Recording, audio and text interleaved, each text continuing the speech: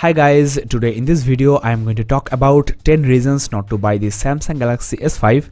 There are obviously several reasons to buy this smartphone, but today I'll be talking about only the cons.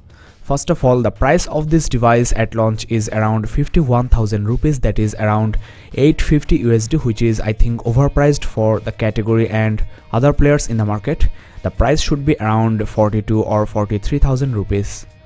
Next thing is the dimensions and the ergonomics of this new S5. I have here the S4, which is much more compact, much more beautiful, and especially the bezel around the display is quite narrow on the S4. Considering the price tag of 51,000 rupees, the aesthetics of this new flagship from Samsung is not up to the mark. The display of S5 is only 2.5mm bigger than that of S4, but the phone is longer by 5.4mm, wider by 2.6 and thicker by 0.2mm. I also want to mention that the display resolution on both of these smartphones are exactly same, and the price of S4 at this moment in India is around 27,000 rupees, that is half the price of S5. One-handed operation on the S4 is excellent. You can easily reach all the parts, but on the S5 you have to put some effort to reach all the parts. If you have a medium-sized hand like me, then you may find this S5 quite uncomfortable to use with one hand. Well, the third most disappointing factor on this S5 is this all-plastic build and repetitive design of Samsung. We liked this design on the S3 2 years ago, but here in 2014 I think Samsung should really think of something out of the box, something much premium looking like the HTC One M8 or Xperia Z2. People buying this smartphone might be coming from S3, S4, Note 2 or Note 3, and there will be nothing new for them on the exterior design. All the other brands also follow their design statement, but they always put some thought, put some variations in their new devices. Like HTC One has got metal, Xperia Z series has got glass back, but Samsung is too afraid to bring any change into their highly successful Galaxy S or Galaxy Note series smartphones. In fact, before the release of S5, there are speculations that this phone might get a quad resolution curved display, and the display size will also increase, sticking to the size of S4. So after the release, lots of people were totally disappointed because this was not a great upgradation from the S4. Next, the RAM on this S5 is just the same as S4, that is 2 gigs, and as you can see the free RAM is as low as 320 MB. So this is really low for a device with this price tag, and also for hundreds of added features and apps. Lots of applications and features run in the background all the time, eating up this high amount of RAM. Note 3 with almost the same specs as this S5 has got 3 gigs of RAM. There are two storage versions of this S5, that is 16 and 32 gigs, but in countries like India you will get only the 16 gig version, and almost half of that storage gets used by the OS and the added applications, added features to the user interface. As you know, this phone supports 128 gigs of external SD card, and you can move your installed applications data to that card, but that is possible by a very small portion. After installing 3 or 4 hardcore games, you may run out of memory on this S5. So if possible, get the 32 gig version.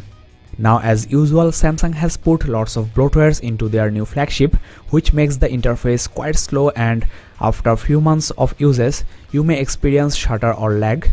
These also heat up the phone and eat up considerable amount of battery. There are lots of features, and some of these are really not necessary, but you cannot remove them.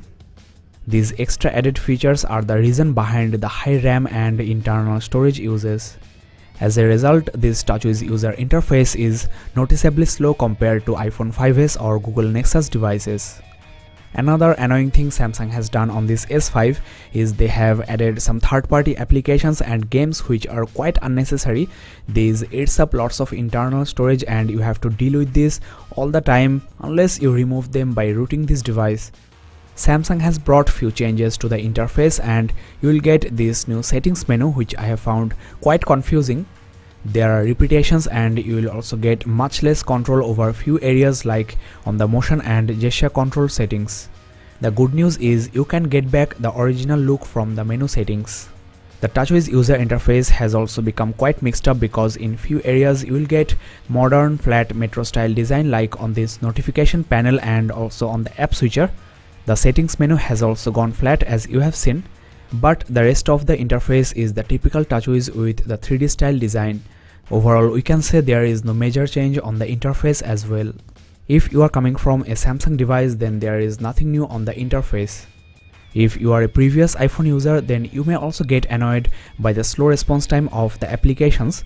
In fact, this S5 is the fastest responding Samsung phone yet, but still falls short of iPhone 5s or stock Google devices. On this new S5, Samsung has removed a few features like the smart scroll, which I don't mind, but they have removed the handwriting mode from the keyboard. With a stylus, you could write very nicely on the S4, and the handwriting recognition was also quite good. Last but not the least, the specs of this new S5 are nothing remarkable compared to the 6 months old Note 3. In fact, the new Snapdragon 801 chipset is almost similar to the Snapdragon 800 on the Note 3, and the speed has been increased from 2.3 GHz to 2.5 GHz. Otherwise, both sport the same Crate 400 processor and Adreno 330 GPU. The benchmark results of this new S5 are also almost similar to Note 3's. So there is no meaning of getting this S5 instead of Note 3 because you are getting larger display, versatile S Pen and also 3 gigs of RAM. The extra added features to this S5 are this heart rate monitor and the fingerprint sensor at the front. It is also IP67 certified, water and dust resistant. Apart from this, Note 3 is a better phone to buy, especially because of the S Pen, and as you know, the price is also around 15% less than this S5. If you want a compact phone, then only get this S5. In fact, considering the present price of S4, which is around 27,000 rupees, it's also a much better phone to buy. Well guys, that's all in this review. There are lots of reasons to buy this S5 as well. I'll talk about all of those in my later videos, so make sure you subscribe and keep in touch.